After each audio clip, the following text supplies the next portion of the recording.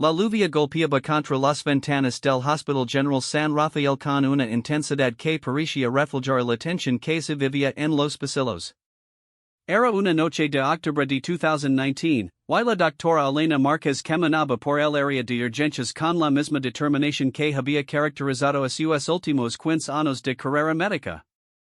A los 42 años, Elena era reconocida por sus colegas como una profesional excepcional, pero también como alguien reservada, casi misteriosa. Sus ojos verdes, enmarcados por unas gafas de montura delgada, observaban cada detalle con una precisión quirúrgica. Su cabello castaño, siempre recogido en una coleta perfecta, nunca mostraba una mechón fuera de lugar, incluso después de turnos de 18 horas. Para los pacientes, era simplemente la doctora Márquez, una mujer competente que les salvaba la vida. Para el personal del hospital, era una colega respetada pero distante. Nadie imaginaba que detrás de esa fachada profesional se ocultaba una historia que estaba a punto de cambiar no solo su vida, sino la de toda la comunidad médica. Aquella noche particular, mientras revisaba las historias clínicas en su oficina, Elena recibió una llamada que haría tambalear los cimientos de todo lo que creía saber sobre su profesión. Del otro lado de la línea, una voz temblorosa le comunicaba algo que la digería sin aliento. Doctora Márquez, necesitamos que venga inmediatamente al laboratorio. Hemos encontrado algo que no debería estar ahí. Elena dejó caer el bolígrafo que tenía entre sus dedos. Su corazón comenzó a latir con una fuerza desconocida. Durante años, había sospechado que algo no estaba bien en el hospital, pequeñas irregularidades que había preferido ignorar, casos que no cuadraban, medicamentos que desaparecían misteriosamente. Pero nunca había imaginado que sus sospechas pudieran estar tan cerca de la realidad. Al llegar al laboratorio, se encontró con la doctora Carmen Ruiz, la jefa del departamento, quien la esperaba con una expresión grave. Carmen, una mujer de 58 años con más de 30 años de experiencia, nunca había mostrado signos de nerviosismo. Sin embargo, esa noche, sus manos temblaban mientras sostenía un folder manila. Elena, comenzó Carmen con voz quebrada, lo que voy a mostrar podría destruir la reputación de este hospital y poner en peligro la vida de cientos de pacientes. Abrió el folder y reveló una serie de análisis de sangre que mostraban niveles anómalos de ciertos medicamentos en pacientes que nunca habían sido prescritos con esas sustancias. Los ojos de Elena se expandieron mientras procesaba la información. Los datos eran irrefutables, alguien estaba experimentando con pacientes sin su consentimiento. Pero lo más perturbador era que los casos se concentraban en una unidad específica del hospital, precisamente donde ella había notado las irregularidades. ¿Cuánto tiempo llevas recolectando esta información?, preguntó Elena, tratando de mantener la composure profesional que la caracterizaba.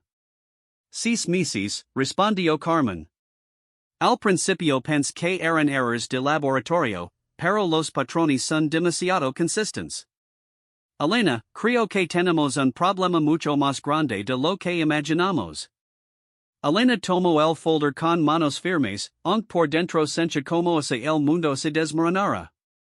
Su mente analítica comenzó a conectar países que había estado ignorando, las visitas nocturnas de ciertos médicos, las conversaciones que se detenían abruptamente cuando ella aparecía, los expedientes que desaparecían y reaparecían con modificaciones sutiles.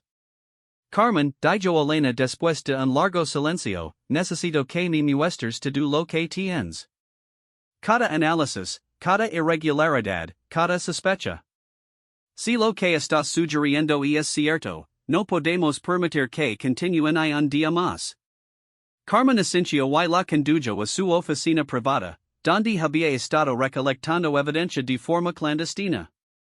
Lo que Elena vio la dijo sin palabras, docenas de casos documentados, fotografías de medicamentos no autorizados, grabaciones de audio de conversaciones sospechosas, y lo más impactante de todo, una lista de nombres de médicos involucrados que incluía a algunas de las figuras más respetadas del hospital. Elena, susurró Carmen, hay algo más que necesitas saber. Tu nombre está en esta lista, pero no como sospechosa. Alguien ha estado usando tu identidad para autorizar algunos de estos experimentos. El mundo de Elena se detuvo. La habitación comenzó a girar mientras procesaba las implicaciones de lo que acababa de escuchar. No solo estaba siendo víctima de una conspiración, sino que estaban usando su reputación y credentials para encubrir actividades ilegales. Eso es imposible, murmuró Elena. Yo nunca he autorizado nada de esto. Mis códigos de acceso, mis firmas digitales, como pudieran. Esa es exactamente la pregunta que necesitamos responder, interrumpió Carmen. Pero Elena, hay algo más. Los experimentos no son aleatorios. Están dirigidos específicamente a pacientes de bajos recursos, personas que no tienen familia que haga preguntas, inmigrantes indocumentados. Es sistemático y calculado. Elena sintió una mezcla de horror y determinación que nunca antes había experimentado. Durante toda su carrera, había dedicado su vida a salvar vidas y aliviar el sufrimiento. Descubrir que su profesión, su templo sagrado de la medicina, estaba siendo usado para explotar a los más vulnerables, despertó en ella una fuerza que no sabía que poseía. Carmen, dijo Elena con una determinación férrea en su voz, vamos a detener esto. No importa quién esté involucrado, no importa que tan alto leguen las consecuencias. Vamos a exponer toda esta red y vamos a asegurarnos de que cada persona responsable pague por lo que ha hecho. Carmen sonrió por primera vez esa noche. Sabía que podía contar contigo, Elena. Pero necesitas saber que esto va a ser peligroso. Las personas involucradas tienen mucho poder y mucho que perder. No se van a render fácilmente. Elena se quitó las gafas y se frotó los ojos, tratando de procesar la magnitud de lo que estaba enfrentando. Cuando volvió a ponérselas, su mirada había cambiado. Ya no era solo la doctora reservada y profesional que todos conocen. Era una mujer en una misión, alguien dispuesta a arriesgar todo por hacer lo correcto. Entonces necesitamos ser más inteligentes que ellos, dijo Elena. Necesitamos evidencia irrefutable, testimonios de víctimas, y un plan para exponer todo esto sin que puedan silenciarnos antes de que el mundo se entere.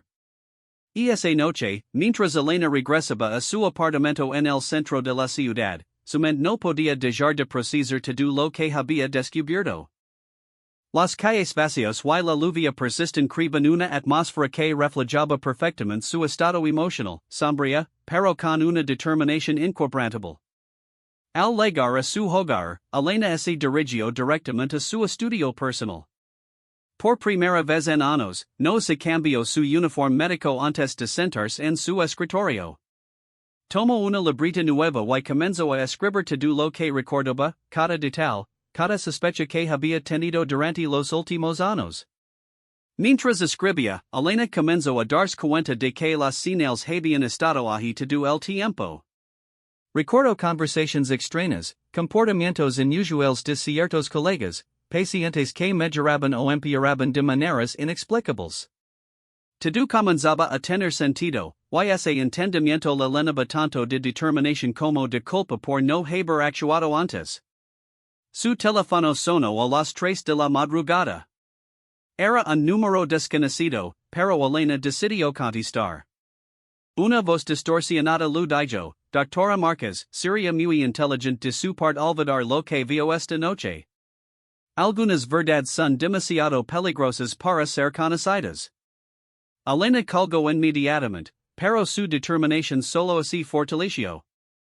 Ahora sabía con certeza que estaba enfrentando algo más grande y más peligroso de lo que había imaginado. Pero también sabía que no podía dar marcha atrás. Esa noche, Elena Márquez tomó una decisión que cambiaría su vida para siempre, no importaba el costo personal, iba a exponer la verdad y a proteger a los pacientes que habían sido víctimas de esta traición a la profesión médica. La lluvia finalmente cesó cuando el amanecer comenzó a filtrarse por las ventanas de su estudio. Elena había llenado 12 páginas con notas, conexiones y un plan preliminar. Se quito las gafas y se recostó en su silla, sabiendo que a partir de ese momento, nada volvería a ser igual. Lo que no sabía era que sus acciones no solo iban a exponer una conspiración médica, sino que iban a desencadenar una serie de eventos que transformarían completamente el sistema de salud de su país y la convertirían en una heroína inesperada para millones de personas. Los días siguientes a aquella reveladora noche fueron los más intensos en la vida de Elena Márquez. Cada mañana llegaba al hospital con la sensación de estar viviendo una doble vida. Por un lado, continuaba con sus responsabilidades médicas normales, atendiendo pacientes y realizando cirugías con la misma profesionalidad de siempre. Por otro lado, se había convertido en una detective privada, recolectando evidencia y construyendo un caso que podría destruir las carreras de algunos de los médicos más respetados del país. Carmen y Elena habían establecido un sistema de comunicación clandestino. Se reunían en diferentes lugares del hospital a horas específicas, intercambiando información como si fueran espías en una película de thriller. La cafetería a las 6:30 am, el archivo de expedientes a las 2:15 pm, el estacionamiento del hospital a las 11:45 pm. Cada encuentro revelaba nuevas capas de la conspiración que las dejaba más asombradas y más determinadas. Durante su tercera reunión secreta, Carmen le entregó a Elena algo que haría que su sangre se helara, una grabación de audio de una conversación entre el Dr. Ricardo Mendoza, el jefe de cardiología, y una representante de una empresa farmacéutica internacional. En la grabación, se discutían los resultados prometedores de las pruebas no autorizadas y se mencionaban cifras económicas que confirmaban que todo esto era un negocio multimillonario. Elena, susurró Carmen mientras lo entregaba los auriculares, esta grabación cambia todo. Ya no estamos hablando solo de negligencia médica. Estamos hablando de un negocio criminal organizado que utiliza pacientes vulnerables como conejillos de indias. Al escuchar la grabación, Elena sintió una mezcla de náusea y furia que nunca había experimentado. El Dr. Mendoza, un hombre al que había respetado durante años, hablaba de los pacientes como si fueran números en una hoja de cálculo. No había ni una pizca de humanidad en su voz mientras discutía los efectos secundarios aceptables y la mortalidad dentro de parámetros normales.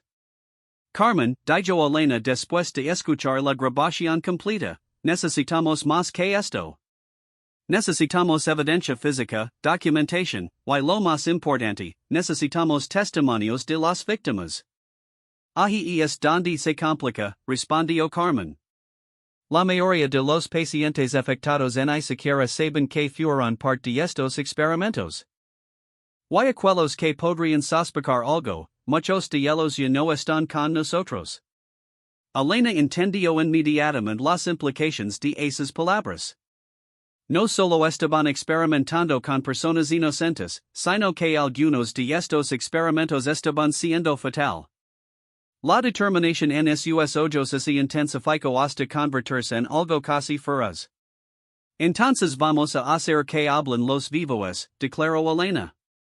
Y vamos a hacer que los muertos no hayan muerto en vano. Los siguientes días, Elena comenzó a revisar meticulosamente los expedientes de pacientes que habían estado en las unidades sospechosas durante los últimos 2 años. Trabajaba hasta altas horas de la noche en su casa, creando una base de datos detallada de casos anómalos. Su apartamento se había convertido en una sala de guerra, con documentos pegados en las paredes, líneas de tiempo dibujadas en pizarras portátiles, y fotografías de evidencia organizadas en diferentes categorías. Fue durante una de estas noches de investigación intensiva que Elena hizo un descubrimiento que la dejaría sin respiración.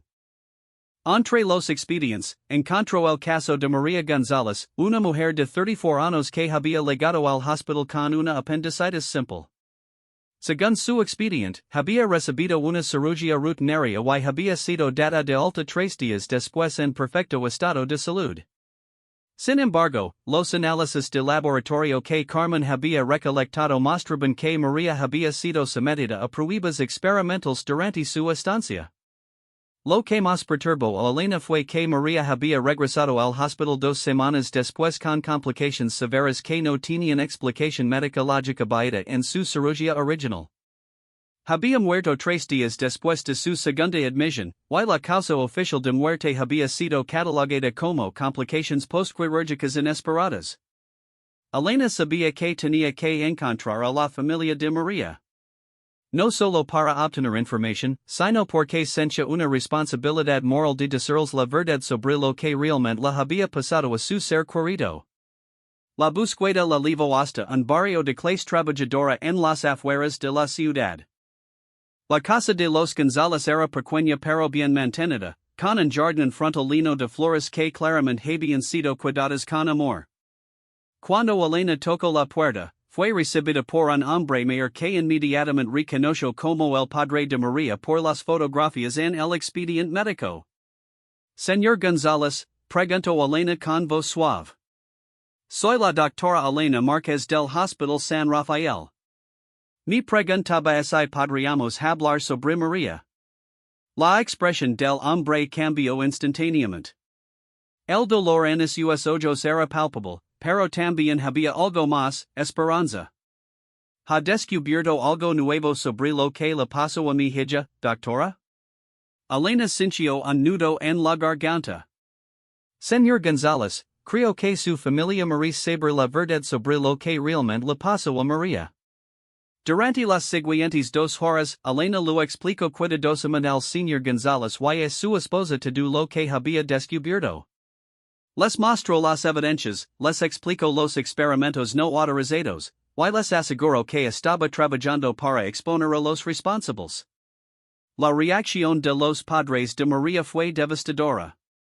La SRA.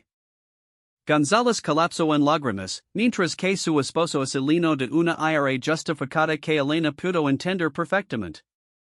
Pero lo que más la impactó fue cuando el señor González le tomó las manos y le dijo, doctora, María siempre decía que los médicos eran ángeles en la tierra. Usted está demostrando que tenía razón. Por favor, no deje que lo que le pasó a nuestra hija le pase a otras familias. Esa noche, Elena regresó a su apartamento con una determinación renovada, pero también con una carga emocional que nunca había experimentado. Por primera vez en su carrera, había visto de primera mano el impacto real de la negligencia médica en una familia real. Ya no era solo una cuestión de ética profesional, era personal. Al día siguiente en el hospital, Elena comenzó a notar cambios sutiles en el comportamiento de ciertos colegas. El Dr. Mendoza, quien normalmente la saludaba cordialmente, ahora evitaba el contacto visual. La Dra. Patricia Vega, la jefa de enfermería, parecía nerviosa cada vez que Elena entraba a una habitación. Era como si supieran que alguien estaba haciendo preguntas incómodas. Sus sospechas se confirmaron cuando Carmen la abordó en el estacionamiento del hospital con una expresión de pánico que Elena nunca había visto en su colega normalmente serena. Elena, lo susurró Carmen, tenemos un problema. Esta mañana encontré a alguien registrando mi oficina. Cuando pregunté qué estaba haciendo, me dijeron que era una inspección de rutina de seguridad, pero Elena, mis archivos sobre los casos sospechosos habían sido movidos. Elena sintió como si le hubieran dado un puñetazo en el estómago. ¿Crees que saben lo que estamos investigando? Estoy segura de ello, respondió Carmen. Y hay algo más. Hoy recibí una llamada del director del hospital. Quiere ver mañana para discutir mi futuro en la institución. Elena, creo que van a intentar silenciarme. Elena sabía que habían llegado a un punto crítico. Ya no podían continuar su investigación en secreto. Era hora de tomar medidas más drásticas. Carmen, dijo Elena con determinación, creo que es hora de que busquemos ayuda externa. Necesitamos contactar a alguien fuera del hospital, alguien que tenga el poder de investigar esto oficialmente. ¿En quién estás pensando?, preguntó Carmen. En la periodista investigativa Ana Restrepo del Periódico Nacional. Hace 2 años expuso un escándalo de corrupción en el Ministerio de Salud. Si alguien puede ayudarnos a exponer esto de manera segura, es ella. Carmen Asencio, pero su expresión seguía siendo preocupada. Elena, una vez que involucres a los medios, no habrá vuelta atrás. Nos convertiremos en objetivos, y estas personas han demostrado que están dispuestas a hacer cualquier cosa para proteger su negocio. Lo sé, respondió Elena. Pero también sé que si no actuamos ahora, más personas como María van a morir. Y no puedo vivir conmigo misma sabiendo que pude haber hecho algo para evitarlo. Esa noche, Elena hizo la llamada que cambiaría todo. Ana Restrepo, una mujer conocida por su tenacidad y su compromiso con la verdad, escuchó atentamente mientras Elena lo explicaba la situación. Al final de la conversación, Ana había accedido a reunirse con ellos al día siguiente. Doctora Márquez, lo dijo Ana antes de colgar, lo que me está describiendo suena como una de las historias más importantes que he escuchado en años. Si la evidencia es tan sólida como usted dice, esto podría cambiar todo el sistema de salud del país. Elena colgó el teléfono sabiendo que había cruzado el punto de no retorno. A partir de ese momento, ya no era solo una doctora tratando de hacer lo correcto silenciosamente. Se había convertido en una whistleblower, una denunciante que estaba a punto de desafiar a algunas de las instituciones más poderosas del país. Mientras se preparaba para dormir esa noche, Elena reflexionó sobre el camino que había tomado su vida en tan solo una semana. Había comenzado como una doctora reservada y profesional, y ahora se encontraba en el centro de lo que podría convertirse en el escándalo médico más grande de la década. Pero a pesar del miedo y la incertidumbre, Elena sintió algo que no había sentido en años, un propósito que iba más allá de su trabajo diario. Estaba luchando no solo por la justicia, sino por la integridad de toda la profesión médica. Lo que no sabía era que sus acciones no solo iban a exponer la corrupción en su hospital, sino que iban a iniciar una investigación nacional que revelaría una red de corrupción que se extendía a múltiples hospitals, empresas farmacéuticas y funcionarios gubernamentales de alto nivel. La reunión con Ana Restrepo tuvo lugar en un pequeño café en el centro histórico de la ciudad, lejos del hospital y de cualquier lugar donde Elena o Carmen pudieran ser reconocidas. Ana llegó puntual a las 3 p.m., como había prometido, pero lo que Elena no esperaba era que trajera consigo a un compañero, Miguel Santos, un abogado especializado en casos de negligencia médica y corrupción institucional. Ana era exactamente como Elena la había imaginado después de leer sus artículos durante años, una mujer de mediana edad, con ojos penetrantes que parecían capaces de ver a través de cualquier mentira, y una presencia que comandaba respeto inmediato. Miguel, por su parte, era un hombre más joven, quizás de unos 35 años, con una expresión seria que sugería que había visto suficiente injusticia en su carrera como para no sorprenderse por nada. Doctores, comenzó Ana después de las presentaciones iniciales, Miguel está aquí porque es lo que me dijeron por teléfono y es cierto, van a necesitar protección legal antes de que esto termine. Los casos de whistleblowing en el sector médico pueden volverse muy peligrosos muy rápidamente. Durante las siguientes 3 horas, Elena y Carmen presentaron toda la evidencia que habían recolectado. Documentos médicos alterados, grabaciones de audio comprometedoras, análisis de laboratorio que mostraban medicamentos no autorizados, fotografías de medicamentos experimentales, y la historia devastadora de María González y su familia. Ana tomaba notas meticulosamente mientras Miguel examinaba cada documento con la precisión de un científico forense. Periódicamente, intercambiaban miradas que Elena interpretó como signos de que estaban tan impactados como ella lo había estado al descubrir toda esta información. Doctora Márquez, dijo finalmente Miguel después de revisar todos los documentos, lo que tienen aquí no es solo evidencia de experimentos no autorizados. Esto constituye múltiples delitos federales, fraude médico, falsificación de documentos, poner en peligro la vida de pacientes, y potencialmente homicidio involuntario en casos como el de María González. Ana levantó la vista de sus notas. Y desde la perspectiva periodística, esto es explosivo. Estamos hablando de una red de corrupción que involucra no solo a médicos individuals, sino aparentemente administradores del hospital, empresas farmacéuticas, y posiblemente funcionarios de supervisión gubernamental que deberían haber detectado estas irregularidades. Elena sintió una mezcla de vindicación y terror. Por un lado, era un alivio saber que profesionales experimentados confirmaban la gravedad de lo que había descubierto. Por otro lado, comenzaba a comprender realmente la magnitud de lo que estaba enfrentando. ¿Cuál es el siguiente paso? Preguntó Carmen con voz temblorosa. Miguel se inclinó hacia adelante. El siguiente paso es asegurar que ustedes dos están protegidas. Voy a presentar inmediatamente una denuncia formal ante la Fiscalía Federal y ante el Consejo Médico Nacional. También voy a solicitar medidas de protección para ustedes como testigos clave en una investigación criminal. Y yo, Anadio Ana, voy a comenzar mi propia investigación periodística. Pero necesito que entiendan algo, una vez que publique esta historia, sus vidas van a cambiar para siempre. Van a convertirse en figuras públicas, van a enfrentar intentos de desacreditar su reputación profesional, y es muy probable que reciban amenazas directas. Elena y Carmen se mirarán.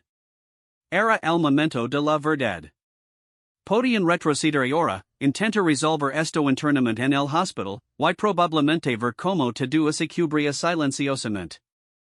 O podían seguir adelante, sabiendo que iban a enfrentar una batalla que podría destruir sus carreras pero que también podría salvar innumerables vidas. Yo estoy dentro, dijo Elena sin hesitación. No puedo volver a mirar a un paciente a los ojos sabiendo que podría estar siendo víctima de estos experimentos mientras yo permanezco silenciosa. Carmen tomó una respiración profunda. Si Elena está dentro, yo también. Entramos juntas en esto, y vamos a terminarlo juntas. Ana sonrió por primera vez desde que había comenzado la reunión. Entonces, señoras, prepárense. Están a punto de cambiar la historia de la medicina en este país. Los eventos se desarrollarán rápidamente después de esa reunión. Miguel cumplió su palabra y presentó las denuncias correspondientes el mismo día. En menos de 48 horas, Elena y Carmen fueron contactadas por investigadores federales que querían entrevistarlas formalmente. Mientras tanto, en el hospital, la atmósfera había cambiado dramáticamente. Elena comenzó a notar que ciertos colegas la evitaban completamente, mientras que otros la observaban con una mezcla de curiosidad y recelo. Era como si hubiera una energía tensa en el aire que todos podían sentir pero nadie podía explicar. El primer signo real de que las cosas estaban escalando vino cuando Elena llegó a su oficina una mañana y encontró que su computadora había sido actualizada durante la noche. Todos sus archivos personales habían sido eliminados, y cuando intentó acceder a ciertos registros médicos electrónicos, descubrió que sus credentials habían sido temporalmente suspendidas por mantenimiento del sistema. Carmen enfrentó una situación aún más directa. Fue llamada a una reunión con el director del hospital, el Dr. Fernando Castillo, quien la informó que debido a reestructuraciones presupuestarias, su posición como jefa de laboratorio estaba siendo reevaluada. Es interesante, lo comentó Carmen a Elena durante una llamada telefónica esa noche, como después de 15 años de evaluaciones ejemplares, de repente mi desempeño necesita ser reevaluado justo ahora. Elena sabía que estaban tratando de silenciarlas o, al menos, desacreditar su posición dentro del hospital antes de que pudieran causar más daño. Pero lo que no sabían era que Miguel había anticipado exactamente estas tácticas. Doctora Márquez, lo dijo Miguel cuando Elena lo llamó para reportar las intimidaciones, esto es exactamente lo que esperaba que pasara. Estamos documentando cada una de estas acciones retaliatorias. Van a servir como evidencia adicional de que hay una conspiración para encubrir estos crímenes. Mientras tanto, Ana estaba trabajando incansablemente en su investigación periodística. Había comenzado a contactar a otras fuentes dentro del hospital, había obtenido documentos a través de solicitudes de información pública, y había comenzado a rastrear las conexiones financieras entre el hospital y las empresas farmacéuticas involucradas. Fue Ana quien hizo el siguiente descubrimiento explosivo. Mientras investigaba los registros financieros públicos del hospital, descubrió que en los últimos 3 años, el Hospital San Rafael había recibido donaciones de investigación por un valor de más de $5 millones de empresas farmacéuticas que no tenían instalaciones de investigación oficiales en el país. Elena, lo dijo Ana durante una llamada urgente, esto es mucho más grande de lo que pensábamos. No estamos hablando de un grupo de médicos corruptos actuando por su cuenta. Estamos hablando de un esquema internacional de investigación no autorizada que utiliza hospitales en países con supervisión menos estricta para probar medicamentos antes de buscar aprobación en mercados más regulados. Elena sintió como se le hubieran quitado el aliento.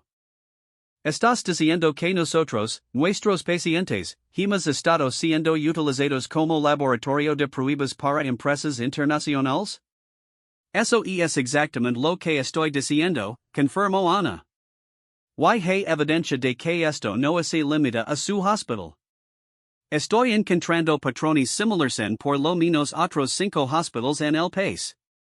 Esa revelación cambió completamente la naturaleza de lo que Elena y Carmen habían descubierto. Ya no estaban lidiando con un problema local que podía ser resuelto a nivel hospitalario. Estaban en el centro de un escándalo internacional que involucraba múltiples países, empresas multinacionales, y redes de corrupción que se extendían a los niveles más altos del gobierno. La primera indicación real de cuán peligrosa se había vuelto su situación llegó una semana después. Elena estaba saliendo de su apartamento para ir al trabajo cuando notó que un hombre en un auto negro había estado estacionado al frente de su edificio durante varios días consecutivos. Cuando comenzó a caminar hacia su auto, el hombre bajó la ventanilla y la llamó. Doctora Márquez, le gritó, tengo un mensaje para usted. Sería muy beneficioso para su salud y la de su familia que reconsiderara su reciente obsesión con ciertos temas del hospital. Elena sintió un escalofrío que lo recorrió toda la espina dorsal. No solo la estaban amenazando directamente, sino que estaban mencionando a su familia. Sus padres vivían en otra ciudad, pero tenía una hermana menor con 2 hijos pequeños que vivían a solo una hora de distancia. Inmediatamente llamó a Miguel, quien le dijo que reportara inmediatamente el incidente a las autoridades federales y que considerara solicitar protección formal. También le recomendó que alertara a su familia sobre la situación. Esa noche, Elena tuvo la conversación más difícil de su vida con su hermana Patricia. Patricia, le dijo por teléfono, necesito contarte algo, y necesito que tomes ciertas precauciones para proteger a los niños. Después de explicar la situación, Patricia estaba comprensiblemente aterrorizada. Elena, ¿no puedes simplemente dejarlo todo? ¿Vale la pena arriesgar la seguridad de toda la familia? Elena entendía perfectamente los miedos de su hermana, pero también sabía que había legado demasiado lejos para retroceder. Patricia, si no detengo esto ahora, van a seguir experimentando con personas inocentes. Puede que la próxima víctima sea un paciente que podríamos haber salvado. No puedo vivir con eso en mi conciencia. Al día siguiente, Elena tomó una decisión que marcaría el punto culminante de toda esta crisis. Llamó a Ana y le dijo, es hora. Publica la historia. Es hora de que el mundo sepa la verdad. Ana había estado esperando esa llamada. Elena, una vez que publique esto, no habrá vuelta atrás para ninguna de nosotras. ¿Estás segura de que estás lista? Elena miró por la ventana de su oficina hacia el área de urgencias donde había dedicado los últimos 15 años de su vida a salvar vidas. Vio a médicos, enfermeras y técnicos trabajando diligentemente para cuidar a sus pacientes, la mayoría de ellos sin saber que su institución había been utilizada para explotar a los más vulnerables. Estoy lista, le dijo a Ana. Publico Maslow. El artículo de una Restrepo fue publicado un domingo a las 6 a.m. con el titular que sacudió toda la nación, Red Internacional de Experimentos Médicos Ilegales utiliza pacientes vulnerables como conejillos de Indias. Para cuando Elena se despertó esa mañana, su teléfono ya tenía 47 llamadas perdidas y más de 200 mensajes de texto. La historia ocupó toda la primera página del periódico nacional y así extendía por 4 páginas interiores con fotografías, documentos, y testimonios detallados. Ana había hecho un trabajo magistral presentando la evidencia de manera clara y compelling, pero también había protegido la identidad de Elena y Carmen refiriéndose a ellas como fuentes médicas internas hasta el último párrafo, donde finalmente revelaba que las denunciantes principales eran la doctora Elena Márquez, cardiocirujana con 15 años de experiencia, y la doctora Carmen Ruiz, jefa del departamento de laboratorio clínico. En cuestión de horas, la historia había sido recogida por medios internacionales. CNN, BBC, Reuters, todos habían comenzado a reportar sobre el escándalo médico internacional que involucra experimentos no autorizados en múltiples países de América Latina. Elena no había anticipado la velocidad con la que se desarrollarían los eventos después de la publicación. A las 10 a.m. de ese domingo, ya había recibido llamadas de productores de televisión de 3 países diferentes queriendo entrevistarla. A las 2 p.m., un representante de la Organización Mundial de la Salud la había contactado para informar que se estaba iniciando una investigación internacional. Pero la reacción más inmediata y dramática vino del Hospital San Rafael. A las 8:30 a.m., Elena recibió una llamada del director de recursos humanos informando que había sido suspendida indefinidamente mientras se realizaba una investigación interna sobre las alegaciones en el artículo periodístico. Carmen recibió una llamada similar 30 minutos después.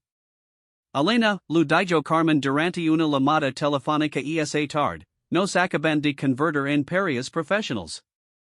¿Crees que hicimos lo correcto? Elena entendía las dudas de Carmen. En el transcurso de 24 horas, habían pasado de ser médicas respetadas a ser figuras controvertidas cuyas carreras estaban potencialmente arruinadas. Pero cuando Elena miró las noticias esa noche y vio las entrevistas con familias de víctimas que finalmente tenían respuestas sobre lo que les había pasado a sus seres queridos, supo que habían tomado la decisión correcta. Los días siguientes fueron un torbellino de actividad. Miguel, su abogado, estaba trabajando 18 horas al día coordinando con fiscales federales, organismos internacionales de salud, y múltiples agencias de investigación que habían abierto casos paralelos. Elena y Carmen se encontraron dando testimonios formales casi todos los días a diferentes autoridades. La primera señal de que sus acciones estaban teniendo un impacto real llegó el miércoles siguiente, cuando las autoridades federales realizaron redadas simultáneas en el Hospital San Rafael, las oficinas de 3 empresas farmacéuticas, y las residencias privadas de 6 médicos involucrados en el esquema. Elena estaba en la oficina de Miguel cuando recibieron la llamada informando sobre las redadas. Doctora Márquez, lo dijo el investigador federal por teléfono. Gracias a la evidencia que usted y la doctora Ruiz proporcionaron, hemos podido obtener órdenes de cateo que nos han permitido confiscar más de 500 documentos comprometedores y múltiples computadoras con evidencia digital. Pero el momento más emotivo para Elena llegó esa misma semana cuando recibió una llamada de la Sra. González, la madre de María. Doctora Márquez, lo dijo la mujer con voz quebrada pero decidida, sin su nombre en las noticias. Quería llamarla para decirle que nuestra familia está muy orgullosa de usted. María estaría orgullosa también. Usted lo está dando sentido a su muerte. Elena no pudo contener las lágrimas durante esa llamada. Por primera vez desde que había comenzado toda esta ordeal, sintió que personalmente había valido la pena cada sacrificio que había hecho. Los arrestos comenzaron 2 semanas después de la publicación del artículo. El Dr. Ricardo Mendoza fue el primero, arrestado en su casa a las 6 a.m. bajo cargos de fraude médico y poner en peligro la vida de pacientes. Las imágenes de él siendo escoltado en esposas por agents federales aparecieron en todos los noticieros nacionales. Lo siguieron otros 5 médicos, 3 administradores del hospital, y 2 ejecutivos de empresas farmacéuticas. Pero el arresto que más impactó a Elena fue el del Dr. Fernando Castillo, el director del hospital. Elena había trabajado bajo su supervisión durante 8 años, y aunque había sospechado que sabía sobre las irregularidades, verlo arrestado hizo real el hecho de que la corrupción había llegado a los niveles más altos de la institución. Las consecuencias de las revelaciones se extendieron mucho más allá de las detenciones individuales. El Ministerio de Salud anunció una revisión completa de todos los hospitales públicos del país. 3 hospitales adicionales fueron colocados bajo supervisión federal después de que se descubrieran irregularidades similares. 2 empresas farmacéuticas internacionales enfrentaron sanciones millonarias y fueron prohibidas de operar en el país. Pero quizás el impacto más significativo fue el cambio en las regulaciones médicas nacionales. El gobierno aprobó la Ley de Transparencia Médica y Protección de Pacientes, que requería que todos los experimentos médicos fueran registrados públicamente, establecía penas más severas para la experimentación no autorizada, y creaba un sistema de protección para denunciantes médicos. Para Elena, sin embargo, el impacto más personal de toda esta experiencia llegó 3 meses después de la publicación del artículo. Había estado viviendo en un limbo profesional, suspendida de su trabajo en el hospital pero no oficialmente despedida, cuando recibió una llamada inesperada. Doctora Márquez, lo dijo la voz al otro lado de la línea, habla María Elena Santos, directora del Hospital Universitario Central. Hemos seguido closely su caso, y quería ofrecerle un puesto como directora de ética médica en nuestra institución. Elena no podía creer lo que estaba escuchando. No solo lo estaban ofreciendo un trabajo, sino una posición que le permitiría continuar luchando por la integridad médica desde una plataforma oficial. Doctora Santos, respondió Elena, estoy muy honrada por la oferta, pero necesito preguntarle, ¿no le preocupa la controversia que rodea mi nombre? María Elena Santos rió suavemente. Doctora Márquez, la controversia que rodea su nombre es exactly porque la queremos aquí.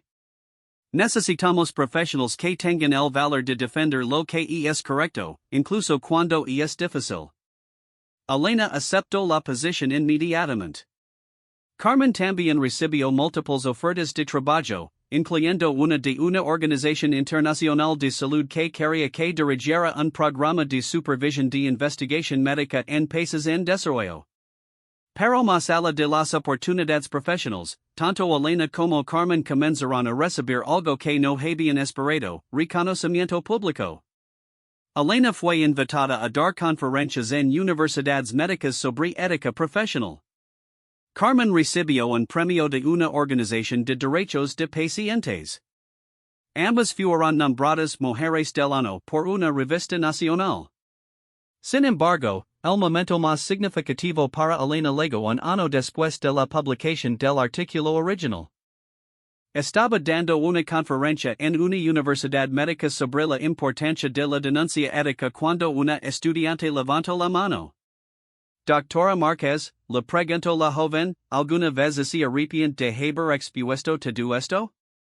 ¿Valió la pena sacrificar su carrera? Elena reflexionó por un momento antes de responder. Sabes, comenzó, durante mucho tiempo pensé que había sacrificado mi carrera. Pero ahora me doy cuenta de que no sacrifice mi carrera, la transform. Pasé de ser una doctora que salvaba vidas de manera individual a ser alguien que ayudó a cambiar un sistema completo para proteger a miles de pacientes potenciales. Pero para responder directamente a tu pregunta, continuó Elena, nunca me he arrepentido. Cada vez que leo sobre un hospital que ahora tiene que cumplir con regulaciones más estrictas, cada vez que escucho sobre un paciente que está mejor protegido debido a las nuevas leyes, sé que cada sacrificio que hice valió la pena. Después de la conferencia, Elena regresó a su nueva oficina en el Hospital Universitario Central. Las paredes estaban decoradas con artículos de periódicos sobre el caso, fotografías de ella recibiendo premios, y cartas de agradecimiento de familias de víctimas. Pero lo que más treasure era una foto enmarcada de María González que los padres de la joven le habían dado. Al lado de la foto, había una pequeña placa que decía, en memoria de María González y todos los pacientes que perdimos. Para que su sufrimiento no haya sido en vano. Elena se sentó en su escritorio y abrió su computadora para revisar su agenda del día siguiente. Tenía 3 reuniones programadas, una con estudiantes de medicina sobre ética profesional, otra con investigadores que querían diseñar un nuevo protocolo de supervisión, y una tercera con representantes de un organismo internacional que estaba considerando implementar reformas similares en otros países. Mientras revisaba su agenda, Elena reflexionó sobre el camino extraordinario que había tomado su vida. Hacía solo 2 años, era una cardiocirujana competente pero anónima que trabajaba silenciosamente en un hospital. Ahora era una figura reconocida internacionalmente en el campo de la ética médica, alguien cuyas acciones habían cambiado literalmente las vidas de millones de personas. Pero más importante than el reconocimiento público o las oportunidades profesionales, Elena había encontrado algo que no sabía que estaba buscando, un propósito que trascendía su trabajo individual. Ya no era solo una doctora tratando de salvar una vida a la vez. Se había convertido en una guardiana de la integridad de toda la profesión médica. Su teléfono sonó, interrumpiendo sus reflections. Era Carmen, llamando desde Ginebra donde estaba trabajando con la Organización Mundial de la Salud.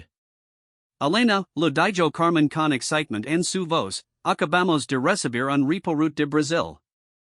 Implementaron regulations basadas en nuestro caso y acaban de cerrar un esquema similar que afectaba a 3 hospitales en Sao Paulo. Elena, lo que hicimos está salvando vidas en otros países. Elena sonrió. Carmen, ¿te das cuenta de lo que esto significa? Lo que comenzó como una noche terrible en nuestro laboratorio se convertido en un movimiento global para proteger pacientes. Lo sé, respondió Carmen. ¿Y sabes que es lo más increíble? Que todo comenzó porque una doctora reservada decidió that hacer lo correcto era más importante que mantener el status quo. Después de colgar con Carmen, Elena salió a la terraza de su oficina que daba al área de emergencias del hospital.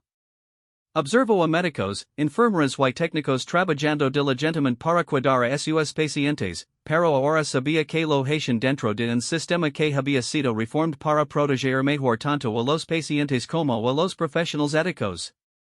Mientras observaba la escena familiar del hospital en funcionamiento, Elena pensó en María González y en todas las otras víctimas cuyas historias nunca conocería. Pensó en los pacientes que estaban seguros ahora debido a las nuevas regulations. Pensó en los futuros médicos que se estaban graduando con una better understanding de sus responsabilidades éticas. Su teléfono vibró con un mensaje de texto de un número desconocido. Elena lo abrió y leo: Doctora Márquez, soy estudiante de medicina de segundo año. Después de escuchar su historia, decidí especializing en ética médica. Quiero ser como usted cuando sea doctora. Gracias por mostrarnos que una persona sí puede cambiar el mundo. Elena sonrió y guardó el teléfono. Era verdad, parecía solo una médica, hasta que sus acciones lo cambiaron todo. Y ahora, cada día, continuaba cambiando el mundo, un paciente, un estudiante, un sistema de salud a la vez. El sol comenzó a poner sobre la ciudad, casting una luz dorada sobre el hospital donde Elena now trabajaba para proteger la integridad de la medicina. Había comenzado como una simple doctora haciendo su trabajo silenciosamente. Ahora era un símbolo de que el valor individual puede indeed transformar instituciones enteras y proteger a los más vulnerables. Su historia había demostrado que a veces, parecía solo una médica, pero sus acciones realmente pueden cambiarlo todo.